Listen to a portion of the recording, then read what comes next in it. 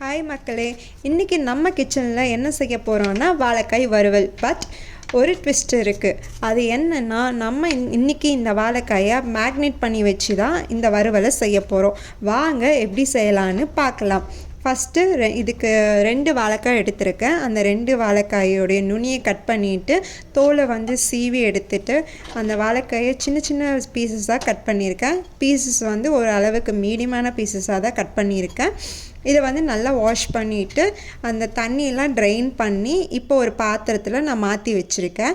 இதுக்கு ஒரு 3 டீஸ்பூன் அளவுக்கு நான் ரீஃபைண்ட் ஆயிலை சேர்த்துருக்கேன்.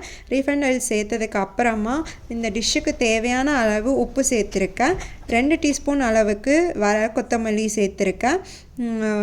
கொத்தமல்லி பவுடர் சேர்த்துருக்கேன். 2 டீஸ்பூன் அளவுக்கு வரமிளகாய் தூளையும் சேர்த்துருக்கேன். பெருங்காயத்தூள் ஒரு 1/4 டீஸ்பூன் சேர்த்துருக்கேன். 1/4 டீஸ்பூன் அளவுக்கு மஞ்சள்தூள் சேர்த்துக்கோங்க. இதுக்கெல்லாம் சேர்த்ததுக்கப்புறம் அதை ஒன்ஸ் நல்லா டாஸ் பண்ணி விட்டுக்கோங்க. டாஸ் பண்ணதுக்கு அப்புறமா அரை மூடி அளவுக்கு லெமனை அது மேலே பிழிஞ்சு விட்டு இப்போ நம்ம கையை யூஸ் பண்ணி நல்லா கிளறி விட்டுக்கோங்க.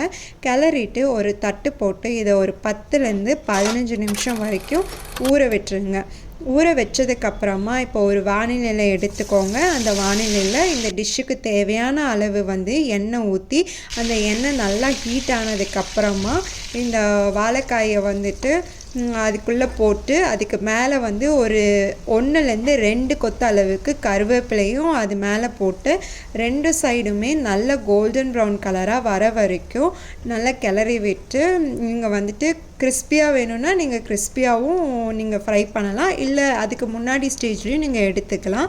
நல்ல கிறிஸ்பியாக 2 பக்கமுமே கோல்டன் ப்ரௌன் ஷேட் வந்ததுக்கப்புறமா இதை ஆயிலேருந்து ஃபில்டர் பண்ணி எடுத்து ஒரு நல்ல ஸ்பைசியான ஒரு ரச சாதத்து கூட இதை சைடிஷ்ஷாக வச்சு சாப்பிட்டிங்கன்னா சும்மா அப்படி இருக்கும். இல்லை உங்களுக்கு ரச சாதம் பிடிக்காதுன்னா ஆஸ் யூஷுவல் இருக்காரு நம்ம தலைவர் தயிர் சாதம். Thank you all.